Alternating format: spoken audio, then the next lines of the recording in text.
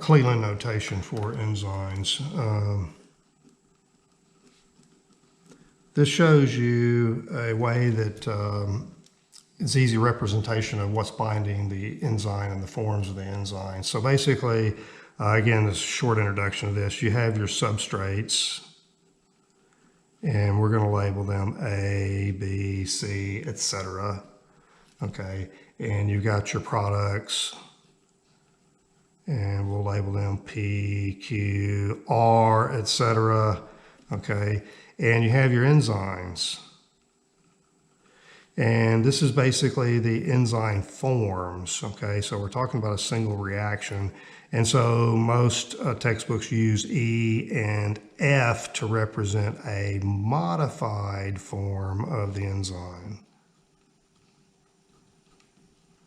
Now, some textbooks will use E prime, okay? So for instance, this could be a phosphorylation of the enzyme. So it's some modified form. So the simplest one is a uni by the notation. So uni, and what that means obviously is one reactant, one product.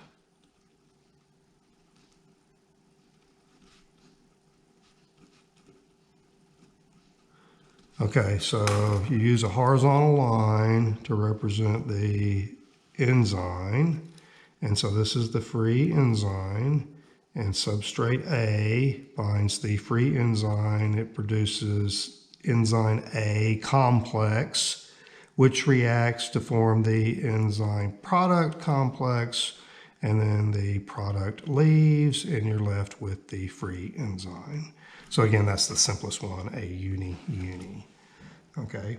Now you can do a by, which means that you have obviously two reactants and two products.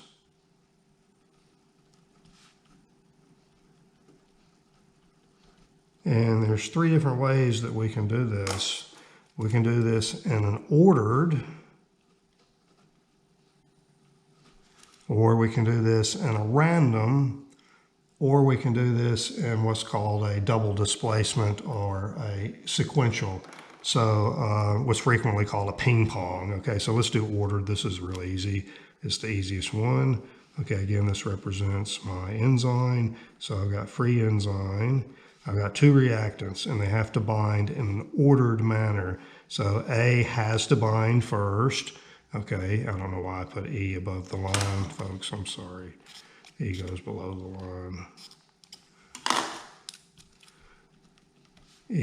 A, then B binds. So the second reactant binds EAB that reacts to form EPQ. And then P has to leave first, and then you're left with EQ, and then Q has to leave. So then you're left with the free enzyme, and you're ready to recycle. Okay? Or you can do the random. It doesn't matter whether we bind A or B first, and we have to account for that. So I'm going to branch here. And branch here. Okay, so I have free enzyme, and I can either bind A first or B. So this gives me EA, and then I would bind B, and so I would end up with EAB. Here, of course, I would have to bind A second. Okay, this gives me EPQ, and so I'm going to lose P first to give me EQ, and then I'm going to lose Q to give me E. And here, of course, I'm going to lose Q first to give me EP, and then lose P again to reform the enzyme so I can recycle. And then we've got the by mechanism that is called the ping pong, sometimes called the double displacement. And what you have here is a modified form of the enzyme. The free enzyme binds, the substrate A binds the free enzyme to form EA. This reacts to form FP, a modified form of the enzyme. The product leaves. Here is my modified form. Again, some textbooks will use E prime to represent the modified form. Then my second substrate binds B, and this produces, again,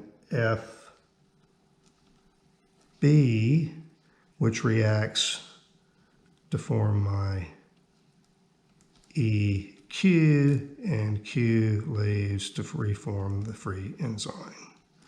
Okay, so again, the whole key here, this is a modified form of the enzyme.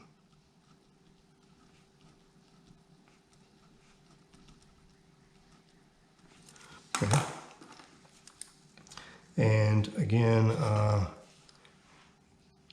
what's interesting about the ping-pong mechanism is this exhibits kinetic behavior that's very similar to that of uncompetitive inhibition.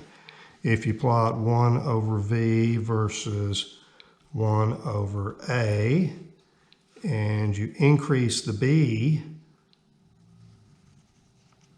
you get a set of parallel lines. Now, when we're doing inhibition, we had the inhibitor concentration increasing that direction. Here, the second substrate is like an activator, so we're increasing in that direction.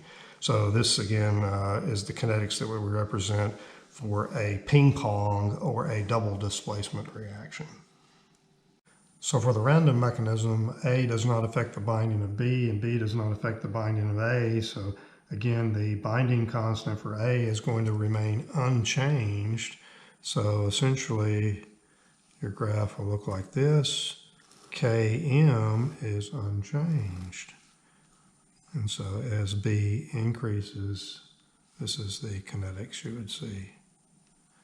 And for an ordered mechanism, it resembles, again, something like mixed inhibition. And again, B increases in this direction.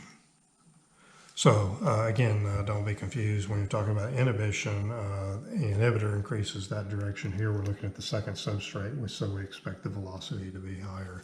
So again, this is 1 over A.